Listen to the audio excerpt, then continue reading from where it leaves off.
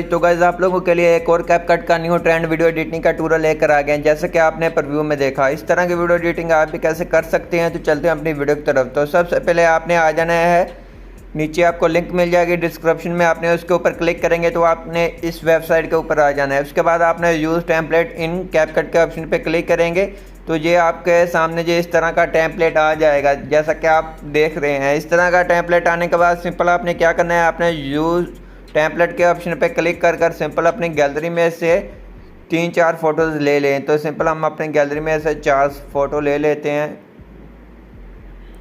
तो सिंपल हम अपनी गैलरी में से कोई भी 4 फ़ोटो ले लें।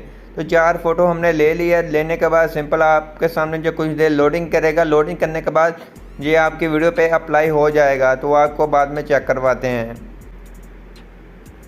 तो गाइस ये अप्लाई हो चुका है। उसके बाद आप देख सकते हैं हमारी फ़ोटो के ऊपर ये अप्लाई हो चुका है। आपके सामने इस तरह की वीडियो बहुत ही कमाल की बन चुकी है। आप भी इसके ऊपर वीडियो बनाएं, आपकी वीडियो वायरल हो जाएगी। तो उसके बाद आपने ऊपर एक्सपोर्ट के ऑप्शन पे आना है और जहाँ से आपने सेव के ऑप्शन पे क्लिक करके इसको एक्सपोर्ट कर लेना है अपनी गैलरी के अंदर।